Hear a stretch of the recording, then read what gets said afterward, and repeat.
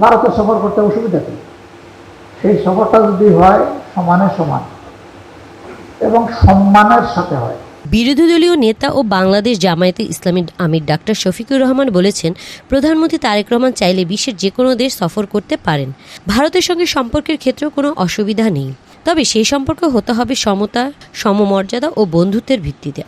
আমার প্রতিবেশী দেশ, সেখানে আমি সফর করবো না কেন? সারা দুনিয়া আমি সফর করতে পারলে ভারতও সফর করবো, কিন্তু সেখানে হতে হবে with mutual respect and equity.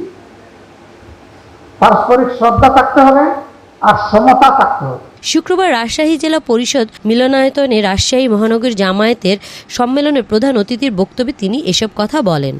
Doctor Shafiqur Rahman বলেন, বাংলাদেশের মানুষ আর কারো আধিপত্যবাদ মেনে নেবে না।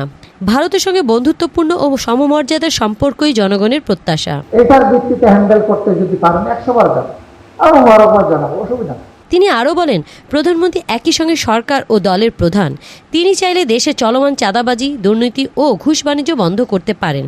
এসব বন্ধে প্রধানমন্ত্রীর ইচ্ছাটাই সবচেয়ে গুরুত্বপূর্ণ।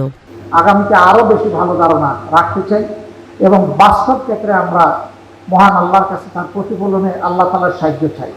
আগামী স্থানীয় নির্বাচনে নেতাকর্মীদের জনগণের পাশে দাঁড়িয়ে ভোটাধিকার নিশ্চিত করার আহ্বান জানান জামায়াত আমির। কেউ যেন ভোট ছিনিয়ে নিতে না পারে সে বিষয়ে নেতাকর্মীদের সোচ্চার থাকার নির্দেশ দেন তিনি। নেতৃত্বের আমূল পরিবর্তন না হওয়া পর্যন্ত হালকা পাতলা বৃষ্টি দিয়ে এই জমি ভিজবে না, উর্বর হবে না। এই জমি উর্বর হতে হলে একটা আমূল পরিবর্তন লাগবে। মন বলে ইনশাআল্লাহ বাংলাদেশ পরিবর্তন হবে। M1 TV news desk. এটা আমি সঙ্গী হতে পারলাম কিনা, এটা হলো প্রশ্ন।